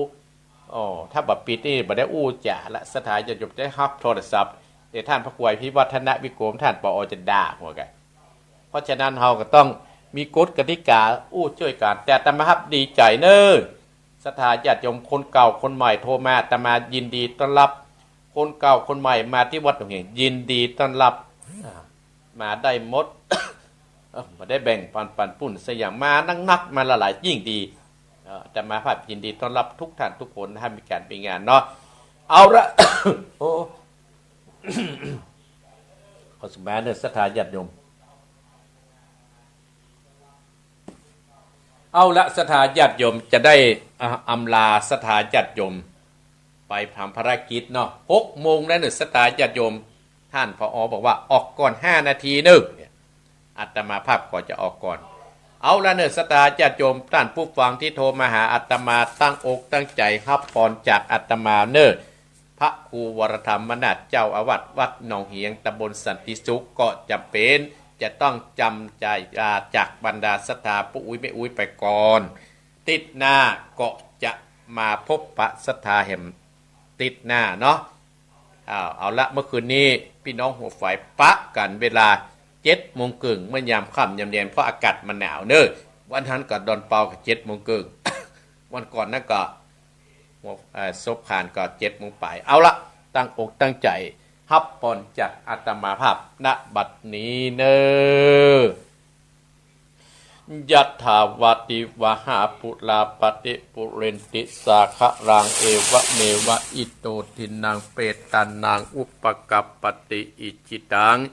ปฏิตังทุมอังคีปะเมวะจมิจันตุสัพเพปุเรนตุสังกปาจันโตปนะดโสจตามณิโสติดโสจถาเอวังหุนตุเดระอัจจันในวันนี้ก็หากเป็นวันดีทิฏฐิอันวิเศษเหตุว่าเป็นวันเดือน4ขึ้น7ขึ้น4ค่ำก็มราดเติงในตีคากาละบัดนี้ยามนี้ก็ไม่มีท่านผู้ฟังทั้งหลายได้มาปูจาเอาพระธรรมเทศนาเพื่อจักตันไปหาปกเกิดไม่เกิดเจ้ากรรมและในเวรเทวบุตรเทวดาแม่พระธรณีก็ดีขอให้บุญกุศลนั่นไปรอดไปถึงแม้นว่าไปประรอดประถึงก็ขออัญเชิญเทพบุตรเทวดาหัตถาบ้านจองท่านทั้งหลายจงนำบุญกุศลนี้ครับได้กินได้พ้นที่อยากได้ภาคจากถึงได้ถึงที่สุขเตี้ยงแต่ดีๆด้วยอำนาจแห่งพระธรรมเทศนาด้วยอำนาจแห่งมรดกธรรมกำเมืองและอานิสงส์แห่งการได้ทำออกวันเจ้าอาทิตย์จงกลับกลายมาเป็นเกาะแก้วไข่กามมาปกอันสัมปราสายอย่างตนตัวของท่านผู้ฟังจงอยู่ดีมีสุขหิมากาขึ้นกันกูโคนสมดังคาถาบดีขององค์สรีพระสัมมาสัมพุทธเจ้าตรัสเทศนาว่าจยสิทธิทานังราพังโสถีปะขยังสุขังพนันโนจะโพคังอุติจยสวาสตะวันเจงเจชีวสิทธิพระวันโตเตสัพพิติโยวิวัสสันตุสัพพะโลโกวินัสสันตุมาเตมตรายโยสุขีติคายุโกภวะอาภิวาทนะสีริสะนิจังวุตตาปัจจายโนจัตตารโอธรรมาวัฏันติอายุวันโนสุขังปะลัง